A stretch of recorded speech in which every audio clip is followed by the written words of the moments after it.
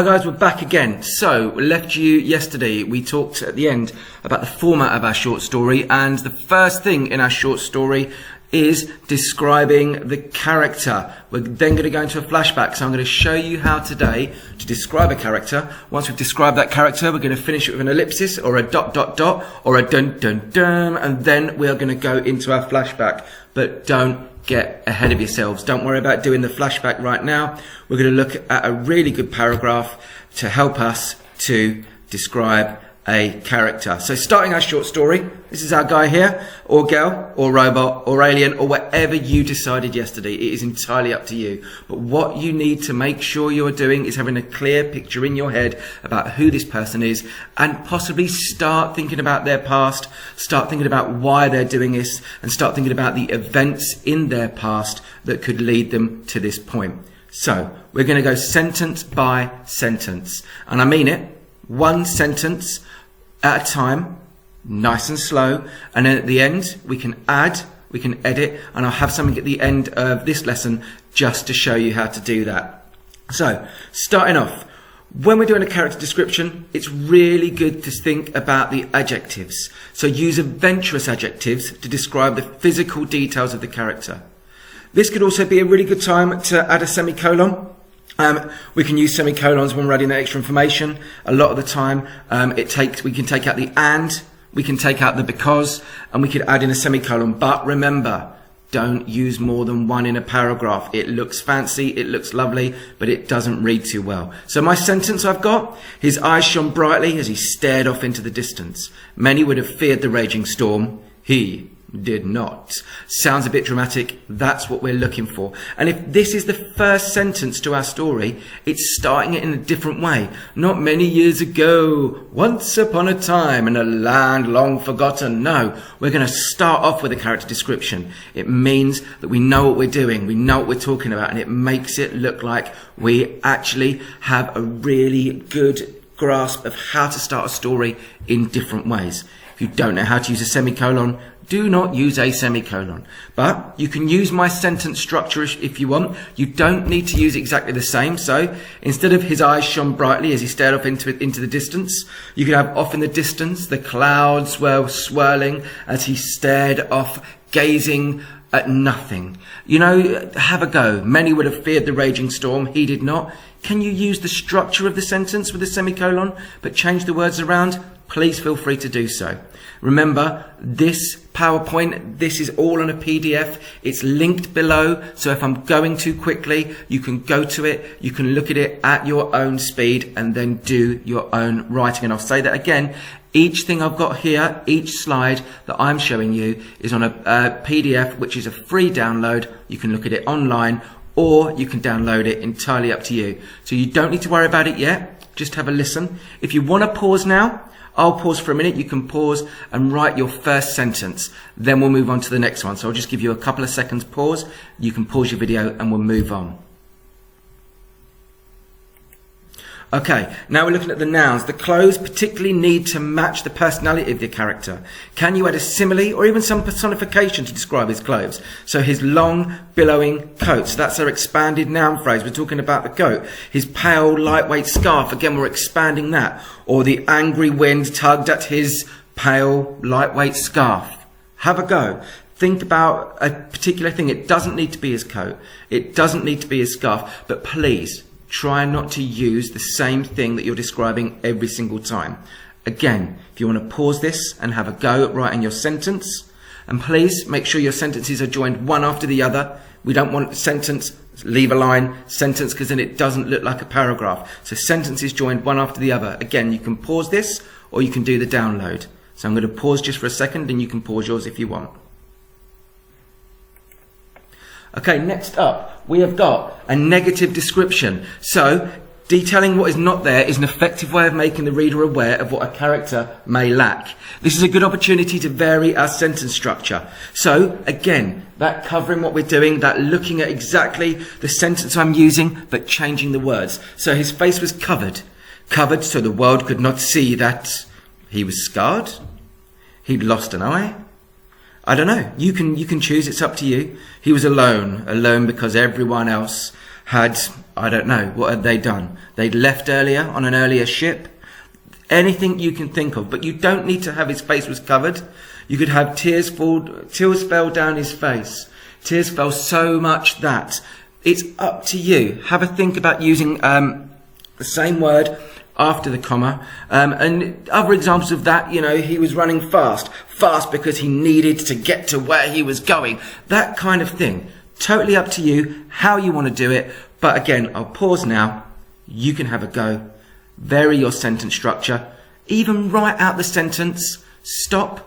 Can you switch it around from where the comma is? Can you switch it around? Make the front the end the front, and then think about putting a connective in there as well. So, the way the character moves, it tells us so much about the character's personality.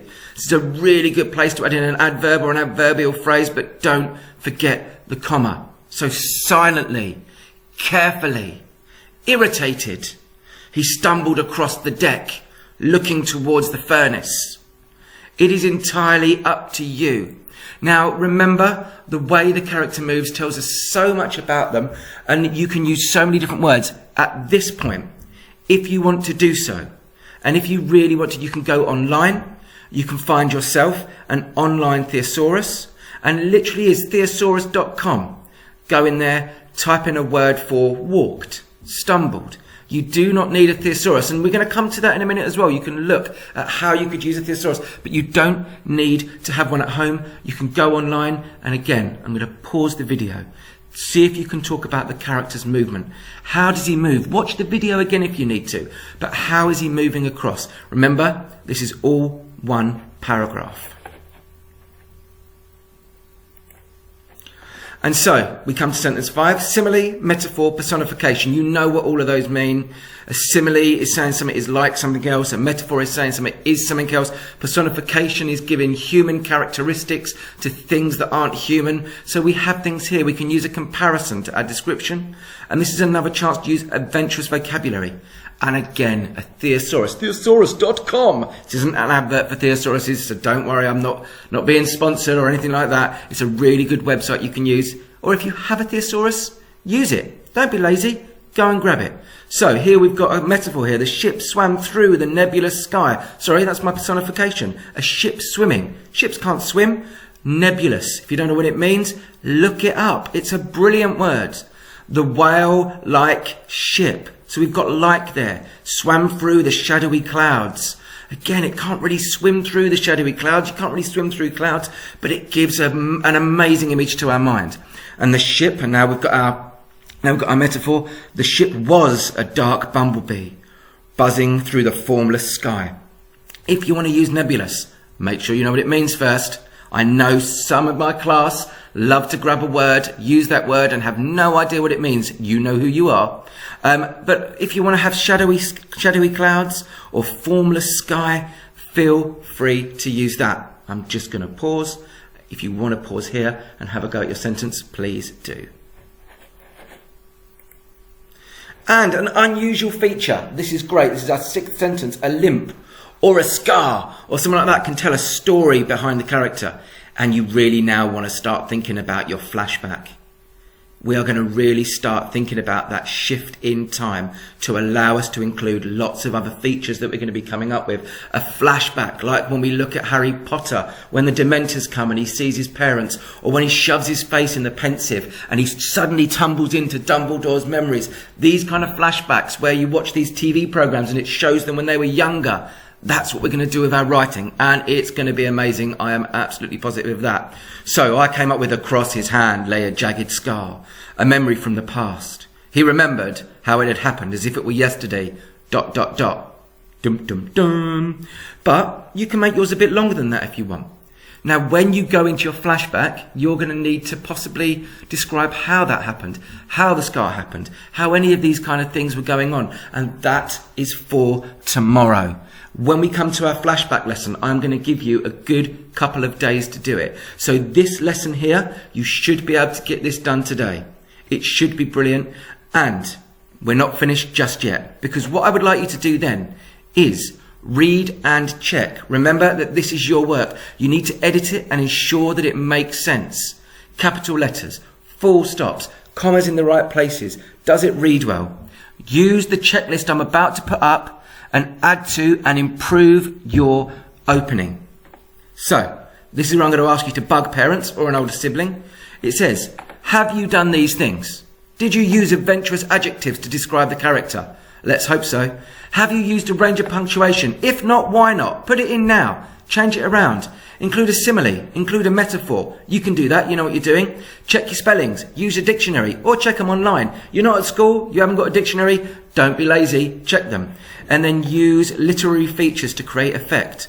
Alliteration. What we were saying earlier about using that figurative language. So alliteration, using the same letter sound in there.